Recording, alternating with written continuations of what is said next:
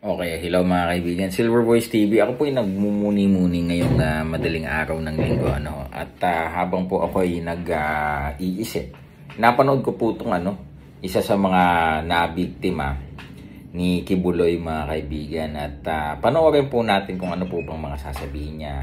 Ano po yung mga dinanas niya. Kasi 'di ba, babalitaan natin ngayon si Kibuloy nagtatago na. Hindi ko ba? At ayaw humarap sa pandinig ng Senado, 'di ba? And napapansin nyo, nung panahon ng panunungkulan ni dating Pangulong Duterte, malakas ang loob nito eh.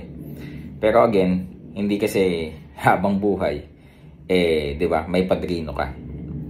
So dito natin malalaman, at ako naririnig ko ngayon yung statements nila ng mga witness, nagngingit-ngit ako, nakakagalit. Ngayon sabay-sabay po nating panoorin mga kaibigan kung ano po ang kanilang mga naranasan at ng ating pong lubos na maunawaan itong pinagagawa nitong si Kibuloy mga kaibigan. Panoorin po natin in 3, 2, let's go. Hello po, magandang umaga at magandang araw po sa ating lahat dyan sa Pilipinas. Okay. I am Arlene Stone. I am here in Minnesota, USA. Isa po ako sa mga pastoral ni Pastor Apollo C. Kibuloy nung ako po ay nandoon kasama nila. Ang ibig po sabihin ng pastoral, tayo po ay member sa inner circle.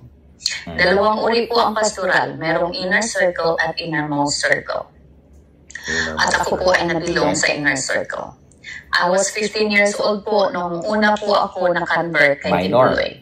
Okay. At pinasabak po kami, namamalimos po ako doon sa Amoranto. Pinadala po kami from Davao to Manila para mamalimos po. At ang una ko po natirahan, una po namin natirahan ng aking sister ay Amoranto Coliseum dyan sa Cubao.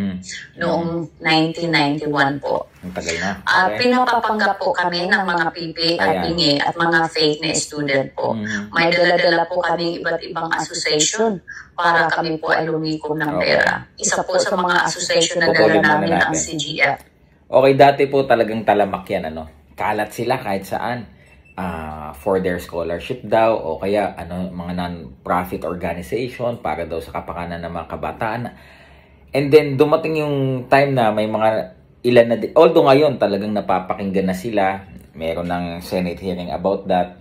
Pero dati, talamak yan eh.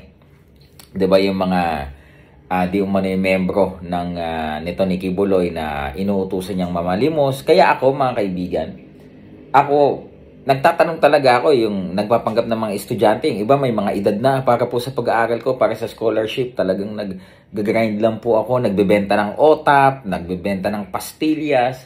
At talagang sila very eager na bumenta. Minsan nasa loob ng mall, nasa loob ng Jollibee, ng Chowking o ng Shakey's. Tapos palihim kanilang bubulungan para lang po sa pag-aaral ko. Ngayon, kung ikaw naman hindi mo alam yung gantong modus, ay oo, sipag mo naman, bibilihan mo. Hindi mo alam, ngayon may nalaman po namin, ito palang mga ito ay talamak na ito po yung mga bataan po ni Kibuloy kung saan saan po silang pinagtatrabaho at may mga quota sila na kailangan ma-meet. Kaya hindi ka magtataka din, bakit yumaman ng ganito si Kibuloy? May sariling TV station, meron ata yung parang sariling kingdom sa Davao mga kaibigan.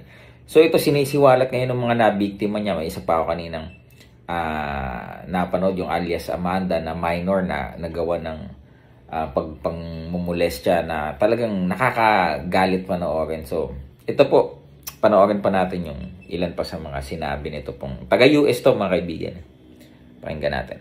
Children's Joy Foundation, Pag-asa ng Buhay, Magdamay sa Dukha Association, Shivers, Psalms of David. Okay. 7 po yung association. Hindi nakalimutan ko po yung iba, but I have written that up somewhere. Ngayon po, kaya po kami pinapapanggap na bilang estudyante at mga pipi at bingi para kami po ay makakuha ng mga simpatiya sa mga tao at malaki po ang aming remittance. Hanggang kalaunan po ay pinapatinda po kami ng mga puto at kutsinta dyan sa Manila. Pero bago po kami pinapagtinda dyan sa Manila, nag-umpisa po kami magtinda ng puto at kutsinta sa Davao. hanggang kami po ay trinaffic sa iba't ibang panig ng Mindanao. Isa po ako sa bestseller ni Kibuloy, kaya ako po ay isa sa mga naipadala sa Manila upang kami po ay magtinda ng mga puto at kutsinda.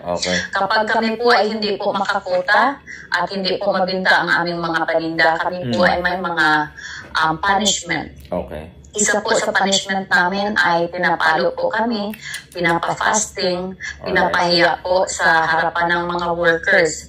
At kami po ay dinidisfellowship. At ako po ay nakaranas mismo ng pamamalo galing kay Kibuloy. It was 60 slashes po at ako din po ay nakaranas ng mabatukan ni Kibuloy. At ako din po ay nakaranas na ipahiya sa harapan ng mga members at workers ng Kibuloy. Bilang pastoral po, ako po ay nagmamasahe ni Kibuloy at sa kanyang mga spiritual wives. At noong una po akong magsalita, in 2019, ako po ay inalok nila na bayaran upang manahimik. Pero hindi ko po tinanggap ang alok na yon dahil ako po ay maganda naman po ang ating trabaho dito sa States at malaki naman po ang aking kinikita dito. I am blessed, kaya hindi ko po tinanggap yun kasi ang importante po sa akin ang mabigyan ng justice ang aking mga kasamahan na sobrang inabuso. It's not just for me, but for my people who were very abused, especially po sa mga minors, no? Ng mga inabuso ni Kibuloy. Yun po ang masakit para sa akin.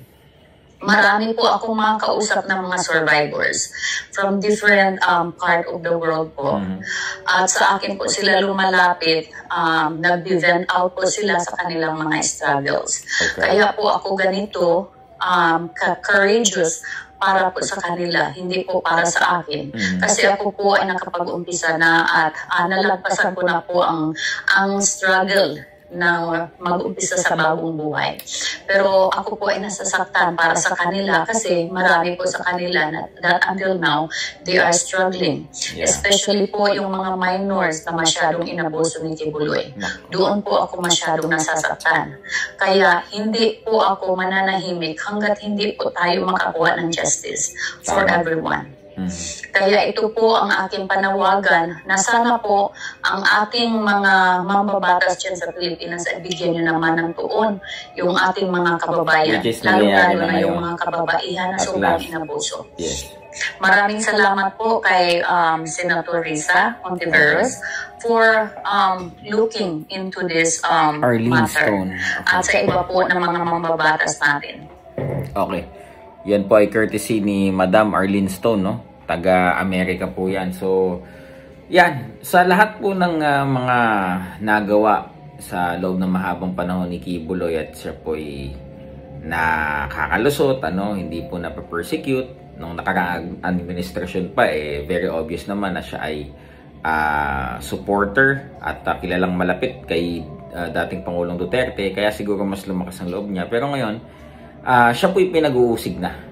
Ganon naman talaga no? Wala pong makakatakas sa batas. Ngayon mga kaibigan, inaantay na lang daw ng Pilipinas ang extradition request ng Amerika at kung sakasakali man ay sila po'y makikipagtulungan upang dalhin nga at isuko sa kamay ng Amerika itong si Pastor Kibuloy na sa ngayon po ay inadmit niya na siya po'y nagtatago at boses lamang niya ang kanyang tawag dito, inilalabas At yun lang, no? Isa din kasi ito sa tumitira din sa ating pong administrasyon ngayon. Tira ng tira kay Pangulong Bongbong Marcos, ang kanyang network na SMNI.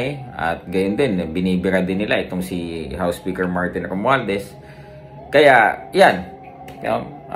Ngayon, yung kanilang mga gawain ay naisa publiko na, which is good.